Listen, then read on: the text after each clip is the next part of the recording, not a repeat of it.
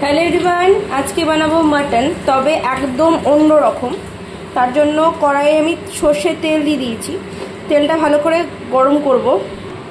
আর আমি গোল গোল করে আলু কেটে নিয়েছি। আপনি আলু দিতেও পারেন, না দিতেও পারেন, অপশনাল।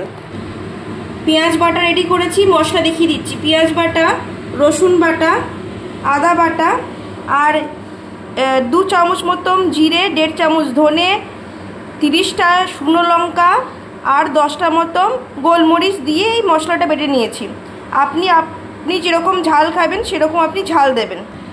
আর কিছুটা পেঁয়াজ কুচিয়ে রেখেছি। তেল গরম হয়ে গেছে, আমি আলুগুলো দিয়ে দেবো। আলুগুলোকে লাল লাল করে ভেজে নেবো।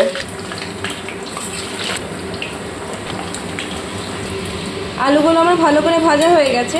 আমি প্লেন ভেজেছি সর্ষের তেলের মধ্যে, নুন হলুদ টুলুদ কিছু দিয়ে ভাজিনি। এগুলো এবার তুলে নেবো।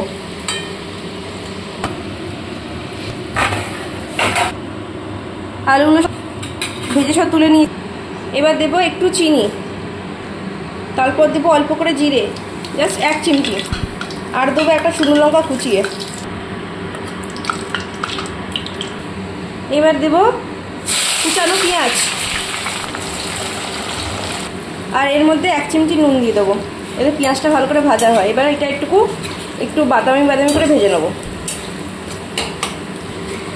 পেঁয়াজগুলো আমার একটু বাদামি করে ভেজে নিয়েছি।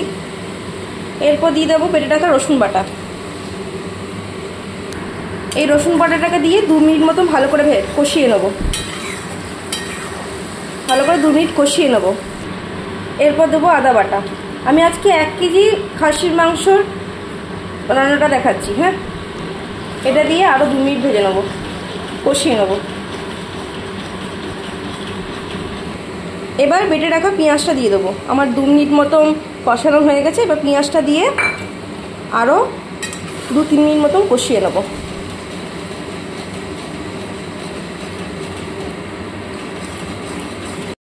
এরপর দিয়ে দেবো খাসির মাংসটা। এখানে আমি 1 কেজি খাসির মাংস নিয়েছি। এটাকে দিয়ে একটু কষিয়ে নেবো। 5 মিনিট মতন হাই ফ্লেমে এটাকে কষাবো।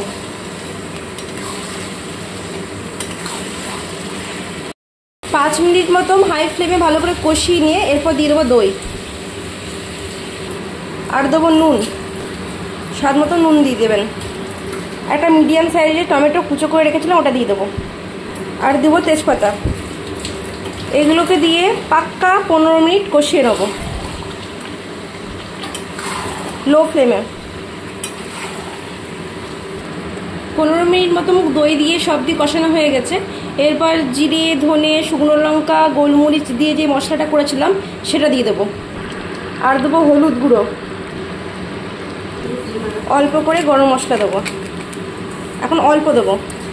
এবার এই মশলাগুলোকে দিয়ে হাতে ধরে পাক্কা 1 ঘন্টা কষাবো। 1 ঘন্টা কম করলে হবে না, পাক্কা 1 ঘন্টা কষাতে হবে এটা। আচ্ছা, এখানে আলুগুলো দিয়ে দিলাম। এবার প্রায় 55 মিনিট কষানোর পর আরও 5 মিনিট এই আলুগুলোকে দিয়ে কষিয়ে নেবো। আচ্ছা, মাংসগুলো কষানো হয়ে গেছে। এবার একটা পাত্রতে জল গরম করেছি। এই মাংসগুলোকে এবার এই ফুটন্ত জলের মধ্যে দিয়ে দেবো।